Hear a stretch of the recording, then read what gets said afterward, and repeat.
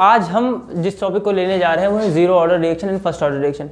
ये अपने आप में इतना ज़रूरी टॉपिक है जिससे बोर्ड आपका जो है पर्सपेक्टिव, जो आपका नीट है, जो आप जेई देने जा रहे हैं, उन सब में बहुत महत्वपूर्ण, अगर केमिकल काइनेटिक्स से कहीं से सबसे ज़्यादा क्वेश्चन पूछा गया है वो फर्स्ट ऑर्डर रिएक्शन से पूछा गया है। तो आज का जो सेशन है, हम पहले कॉन्सेप्ट बता देते हैं, फिर उसके बाद ये बताते हैं कि किस तरह ये हम इसके क्वेश्चन कर सकते हैं, प्रोसीड कर सकते हैं। देखिए, हम लोगों ने रेट लॉ पढ़ा था, and that is what R is equals to K A, इसकी कुछ पावर, इसकी पावर जो है वही बेसिकली ऑर्डर है, इसकी पावर जो है वही ऑर्डर है। तो इस अगर हम पहला ले for zero order reaction, for zero order reaction, तो x की वैल्यू हो जाएगी 0 और यहां से निकल के आएगा R इज इक्वल्स टू के। ठीक है, अगर मैं इस R को लिखूंगा तो ये मैं लिखूंगा, कोई रिएक्शन चल रही है इस तरह, एक गोइंग टू प्रोडक्ट। ठीक है, तो इसको मैं लिख सकता हूं minus D A by D T is equals to K, यही लिखा जा सकता है। ये जो डिफरेंशिएटेड रेट लॉ है, हमें कन्वर्ट करना है इंटीग्रेटेड रेट लॉ में, ताकि हम इसकी कैलकुलेशन आसानी के साथ कर सकें, वही काम करते हैं पूरा। अगर इस यहाँ पर t इज इक्वल टू 0 पे मैं देखूँ तो इसकी कुछ होगा a0, और t is equal to t पे मैं देखूँ तो इसका कुछ अमाउंट बचेगा at। तो मैं अगर इसे इंटीग्रेट करना चाहूँ तो पहले इसे अलग कर लेते हैं, minus D A is equals to K times of D T. इसे इंटीग्रेट करता हूँ मैं, और इनिशियल अगर इसका t इज इक्वल्स टू 0 था तो यहाँ पर इसका अमाउंट है a0, और t is equals to t पे इसका अमाउंट है at। यहाँ पर माइनस साइन है, अगर माइनस साइन हो तो अगर हम इसको प्लस करना चाहें तो यहाँ इसकी जो लिमिट है वो हो जाती है एक्सचेंज, तो ये हो जाएगा 80 की जगह पे a0 और यहाँ पर 80। dA का इंटीग्रेशन होगा a, लिमिट होगी at से a0, और इसका होगा k इंटू टी, लिमिट होगी 0 से t। यहाँ से निकल के आएगा a0 minus at is equals to kt। ये हमारा इंटीग्रेटेड रेट लॉ है जीरो ऑर्डर रिएक्शन के लिए। जब भी कभी भी आपको रेट कांस्टेंट, यहाँ पर देखिए a0, at, k और t, चार आपके पास अननोन्स है, और आपको तीन वेरिएबल, तीन आपको इनकी वैल्यू दी होगी, और एक वैल्यू आप आसानी के साथ कैलकुलेट कर सकते हैं। तो आपको जब भी कभी जीरो ऑर्डर रिएक्शन पूछा जाएगा तो आप यही लगाएंगे। ठीक है, अगर यहाँ हम इसका t हाफ निकालना चाहें तो वो कैसे निकलेंगे, t हाफ पे जो a0 है उसका अमाउंट हो जाता है a0 बाई 2। ठीक है, तो मैं इसे लिखता हूँ at is a0 minus at is equals to what k into T. at का जो अमाउंट है वो हो गया है a0 बाई 2, a0 तो a0 है ही, is equal to k times of, ये t कौन सा है, t हाफ है, तो यहाँ से t हाफ निकल के आएगा a0 अपॉन 2k। इस तरह हम इसकी, ये दो वैल्यूज़ हैं जिनको हम समझ सकते हैं, और इन्हीं का जीरो ऑर्डर रिएक्शन के लिए हम काम में लाएंगे। एक ख़ास बात बताता हूँ, वो समझिएगा। हम जब भी कभी जीरो ऑर्डर रिएक्शन होगा, फर्स्ट ऑर्डर रिएक्शन होगा, कोई भी ऑर्डर रिएक्शन होगा, हमें कभी भी a0 और at की ज़रूरत पड़ेगी। At time t is equal to 0 उस अमाउंट को a0, at time t is equal to t उस टाइम को at, इन्हीं दो वैल्यू की ज़रूरत पड़ती है।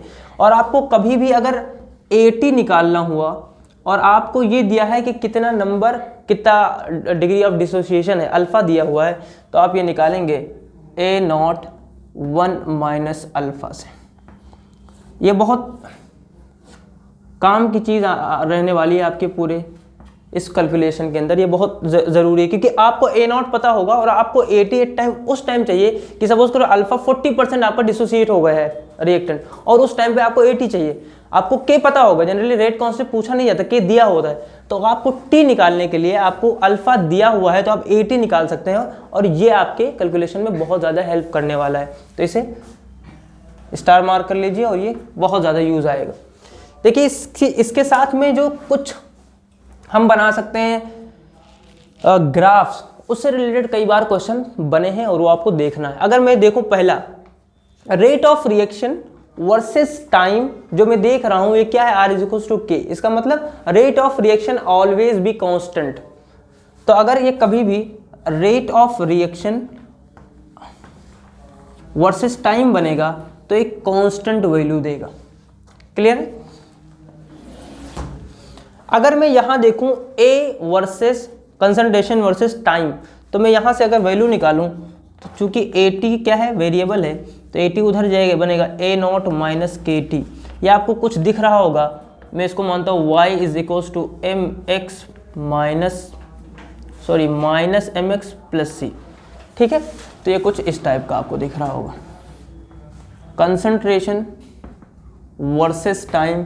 आपको ये ग्राफ मिलेगा यहाँ से ले जाके यहाँ पर, और ये जो टाइम है, ये टाइम है A0 upon K।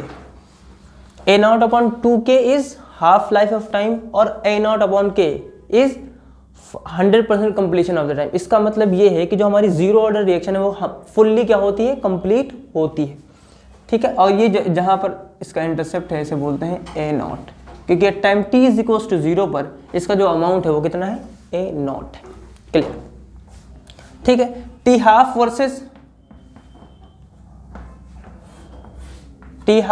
Versus what, अगर हम कंसंट्रेशन लेंगे तो ये भी कैसा आएगा, एक स्ट्रेट लाइन आएगी, कांस्टेंट लाइन आएगी, क्योंकि ये कांस्टेंट है। और ये अच्छा ऐसा नहीं आएगा, y is equal to mx whole, this will like this. तो इस तरह हम इसको कर सकते हैं। ये ग्राफ जो है बहुत ज़्यादा इंपॉर्टेंट, कई बार आपको सिर्फ ग्राफ दिया होगा, उस ग्राफ के साथ आपको ये आइडिया लगाना होगा कि आपको कौन सा ऑर्डर रिएक्शन है जिससे आप इसे समझ सकते हैं। दूसरा तरीका है कि आप कैसे समझेंगे कि जीरो ऑर्डर रिएक्शन है, वो ये है कि R is equals to K, आपको रेट कांस्टेंट की वैल्यू जनरली दी होती है, और यहाँ पर अगर मैं रेट ऑफ रिएक्शन की बात करूँ तो इसकी यूनिट होती है मोल पर लीटर पर सेकंड, और ये आपको दी होगी कि इसकी जो K की वैल्यू है 1.3 इंटू 10⁻⁻² मोल पर लीटर पर सेकंड है। तो आप ये समझ जाएंगे कि कौन सी रिएक्शन है, ये कैसी रिएक्शन है, जीरो ऑर्डर रिएक्शन है, और उसके लिए आप कौन सी वैल्यू अप्लाई करेंगे, ये अप्लाई करेंगे, और ये t हाफ के लिए अप्लाई करेंगे। तो इस तरह आप इसको समझ सकते हैं। लिखिए, फिर उसके बाद हम फर्स्ट ऑर्डर डिस्कस करते हैं। अब हम स्टार्ट कर रहे हैं first order reaction. Zero order reaction में हम लोगों ने जो जो पढ़ा है, जिस तरह ड्राइव किया उसी पर ड्राइव करते हैं, फिर उसके बाद हम कोशिश करेंगे कैसे इसके क्वेश्चन कैसे बनते हैं वो देखें। फर्स्ट ऑर्डर रिएक्शन, इसका मतलब इसकी पावर कितनी होगी, 1 होगी। मैं इसको लिख सकता हूं minus dA/dt is equal to K times of A, minus dA upon A is equal to K times of dt। मैं माइनस साइन को हटाता हूं, चूंकि यहाँ t इज इक्वल टू 0 पे A0 होता, मैं यहाँ पर AT लिख रहा हूँ, और यहाँ पर A0, माइनस साइन की वजह से जो है लिमिट इंटरचेंज हो गई। dA अपॉन A का इंटीग्रेशन होता है ln A, इसकी लिमिट AT से A0, यहाँ पर K इंटू टी, ये बन जाएगा K इंटू टी। तो ये बनेगा ln A0 minus ln AT, minus जब भी होता है यहाँ पर लगता है ln A0 upon AT is equal to K times of T। तो ऐसे एक इक्वेशन हमारे पास फर्स्ट ऑर्डर रिएक्शन की बनेगी। ठीक है, फर्स्ट ऑर्डर रिएक्शन की जब भी कभी हमें इक्वेशन फाइंड करनी होगी, उससे रिलेटेड जब भी हमें क्वेश्चन आएंगे तो हम इस इक्वेशन का यूज़ करेंगे। यहाँ पर थोड़ा सा और कैलकुलेशन कर लेते हैं, नहीं तो बाद में बड़ी दिक्कत होगी। ये जो ln लिखा है ये होता है log बेस e में, ये होता है log बेस e में, और जब भी कभी इसको log बेस 10 में हम कन्वर्ट करते हैं तो यहाँ 2.303 से मल्टीप्लाई करते हैं। तो मैं वही कर रहा हूँ, 2.303 log base 10 A0 upon AT, ऐसा कर ले। तो इस तरह हमारा क्या निकलेगा, ये हमारी इक्वेशन होगी फर्स्ट ऑर्डर रिएक्शन के लिए इंटीग्रेटेड रेट लॉ। अगर मैं इसका t हाफ निकालूंगा तो t हाफ के लिए अल्फा की वैल्यू कितनी, 0.5 या 50%। तो यहाँ से मैं AT अगर निकालने की कोशिश करूँ तो AT निकलता है A0 1 minus alpha, alpha is 0.5, तो यह आ जाएगा 1 माइनस 0.5, 0.5 को मैं लिख सकता हूँ A0 अपॉन 2। तो इसी वजह से होता है, इस वजह से ये बहुत ज़रूरी है कि आपको जब भी कभी अल्फा दिया हो तो आप ये निकाल सकते हैं उसका AT कितना होगा, और जैसे ही आपने निकाला आपको इस इक्वेशन में पुट कर देना है कि T and half ln A0, AT की वैल्यू है A0 अपॉन 2, इसको हम काटेंगे, T हाफ की वैल्यू आएगी ln 2 अपॉन K। अब यहाँ से एक खास बात पता चलती है कि इसका जो टी हाफ है वो इसके इनिशियल कंसंट्रेशन पर डिपेंड नहीं करता है। इसका मतलब टी हाफ हमेशा क्या होगा, एक कांस्टेंट होगा। टी हाफ हमेशा एक कांस्टेंट होगा किसी भी फर्स्ट ऑर्डर रिएक्शन के लिए। ठीक है, फिर वही ग्राफ थोड़ी देख लेते हैं क्या होगा, कैसे होगा। अगर हम rate of reaction versus what concentration लेंगे, वर्सेज कंसंट्रेशन लेंगे, तो हमें एक चीज़ पता है, ये बन रहा है y is equal to M X type. कैसे, r is equal to k times of a, तो ये बन रहा है y is equal to M X type. y is equal to M X की लाइन इस तरह होती है, इस तरह ग्राफ बनेगा। जब भी कभी आपको rate of reaction versus concentration इस तरह ग्राफ बने तो फर्स्ट ऑर्डर रिएक्शन है। अगर एक कांस्टेंट लाइन हो ऐसे सीधी तो उसे क्या बोलेंगे, जीरो ऑर्डर रिएक्शन। इसी वजह से ग्राफ बहुत इंपॉर्टेंट है। दूसरा हम बनाते हैं वर्सेज, हाँ देखिए, कंसंट्रेशन वर्सेज व्हाट टाइम। अब ये ग्राफ थोड़ा सा इंपॉर्टेंट है, वो समझिए। ये इस तरह है, इसका मतलब ये है कि ये कभी अनंत तक खत्म नहीं होगा। जो फर्स्ट ऑर्डर रिएक्शन होती है वो कभी भी कंप्लीट नहीं होती है, उसके कंप्लीशन का टाइम है इनफाइनाइट टाइम्स। ठीक है, इस वजह से ये रिएक्शन हम इस तरह करते हैं। ठीक है, और दूसरी T half versus T half versus time, इसका कोई आपस में कॉम्बिनेशन नहीं है। चाहे यहाँ पर कंसंट्रेशन ले लो, टाइम क्या होगा, कंसंट्रेशन, इसका आपस में कोई वो नहीं है, तो इस वजह से कैसे होगी, एक स्ट्रेट लाइन होगी। ठीक है, तो ये इसके पीछे का जो हमारे पास कैलकुलेशन है ये है। लेकिन इसका अब ज़रूरी जो पॉइंट है वो ये है कि इसके ऊपर से जो क्वेश्चन बनते हैं उसको कैसे टैकल करें और उसे आसानी के साथ कैसे सॉल्व करें। तो will take few more example, तो ताकि हमें समझ में आए कि जो जितनी भी कैलकुलेशन हमने की है उसे कैसे अप्लाई करना है क्वेश्चंस पे और अपने मार्क्स कैसे गेन करने हैं। ठीक है, तब तक आप इसे लिख लीजिए। क्वेश्चन है अपने पास कि in first order reaction the concentration of the reactant decreases from 0.8 molar to 0.4 molar in 15 minute, then what will be the time taken from 0.1 molar to 0.025 molar. ये आपको निकालना है, थोड़ा टाइम लीजिए और निकालिए। उम्मीद करते हैं आपने टाइम ले लिया होगा। आप देखिए इसको कैसे कर सकते हैं। मैं अगर इसके देखो पहले जो कंडीशन दी है उसके लिए फॉर्मूला लगाते हैं कैसा, फर्स्ट ऑर्डर रिएक्शन का, और वो फर्स्ट ऑर्डर रिएक्शन का फॉर्मूला है ln A0 अपॉन AT। ठीक है, यही लगाना है। सब कुछ आपको दिया होगा, ये पहली कंडीशन है।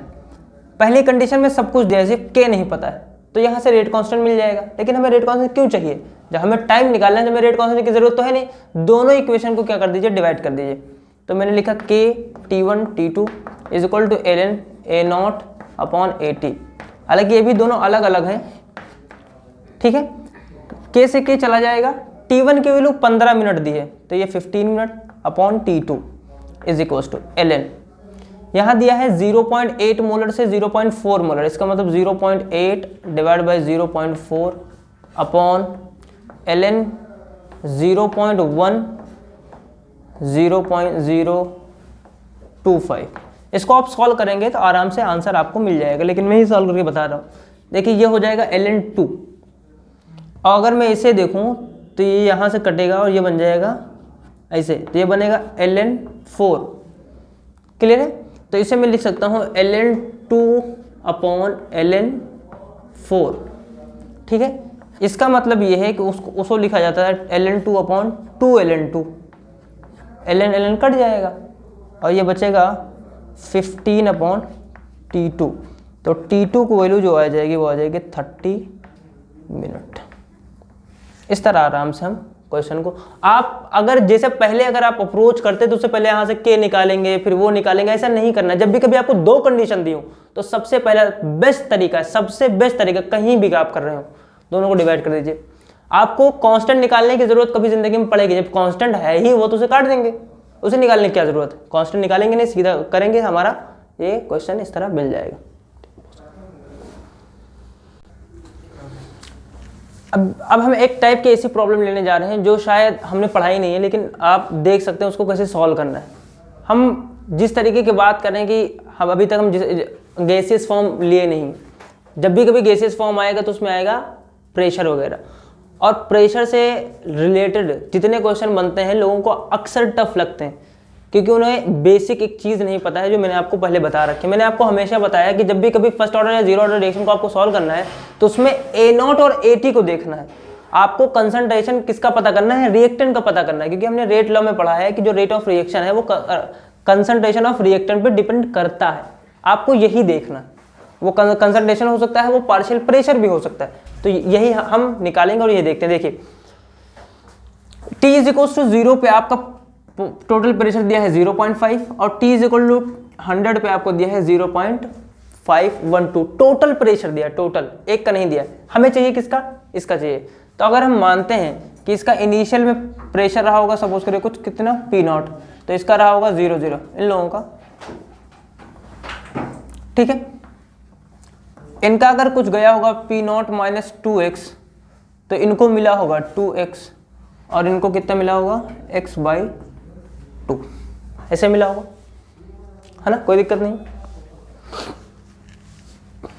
x/2 x ये टोटल प्रेशर हमें कितना दिया हुआ है 0.512, तो ये बनेगा P0 minus 2x plus 2x plus x, इसकी वैल्यू दी हुई है आपको 0.512। क्लियर है। यहाँ पर ये दोनों आपस में कट जाएंगे, यहाँ बचेगा P0 plus x is equal to 0.512। P0 की वैल्यू आपको पहले से दी हुई है 0.5, तो x की वैल्यू आ जाएगी 0.512 माइनस 0.5, इसकी वैल्यू बचेगी 0.012। बात समझ में आ रही। अब हम इस 0.012 को हमें क्या चाहिए, AT चाहिए, या हम क्या माने PT चाहिए, किसका N2O5 का। ये मिलेगा, ये हमें बेसिकली दिया है P0 minus 2x, P0 minus 2x, इसका मतलब 0.5 माइनस 0.012 मल्टीप्लाइड बाई 2, इसकी वैल्यू आएगी 0.5 माइनस ये बचेगा 0.024, ठीक है। तो इसकी वैल्यू कितनी बचेगी, यहाँ पर आएगा 6 और 7 0.4676, ठीक है। ये वैल्यू आपको मिली।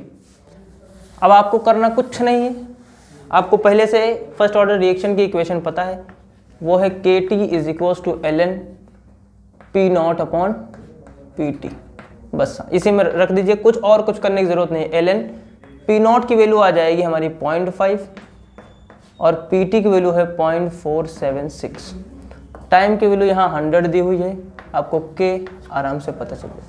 तो इस तरह हम कर सकते हैं। हाँ, आपको यहाँ पर जो 2 P0 माइनस कुछ भी दिया उससे मतलब नहीं, आपको करना सिर्फ इतना है कि आपको इस जो रिएक्टेंट है इसका कंसंट्रेशन निकालना है इनिशियल पे और उस पर्टिकुलर टाइम पे जहाँ पर आपको रेट कांस्टेंट या कुछ कोई भी वैल्यू पूछी गई, उसी टाइम पे आपको इसका कंसंट्रेशन चाहिए, ईच एवरीथिंग, और बाकी सारी चीज़ें आप यहाँ से पा सकते हैं। तो ये प्रॉब्लम कई बार एग्जामिनेशन में भी आई है और कई जगह पे पूछी जा चुकी। ये हो सकता है यहाँ पर रिएक्शन बदल दे, सपोज करो आपको रिएक्शन कुछ इस तरह दे दे 2A converting into 3B plus C, ठीक है। इनका प्रेशर अलग अलग टाइम पे अलग अलग दे दे, तो आप इनका फिर से कैलकुलेशन करिएगा, और कैलकुलेशन करने से मतलब नहीं, आपको सिर्फ इसका चाहिए T इज इक्वल टू 0 पे इसका जो प्रेशर आए और T is equal to T पे जो इसका प्रेशर आए, वही आपको सिर्फ चाहिए, और यही आपको करके आप ख़त्म कर सकते हैं, ठीक है।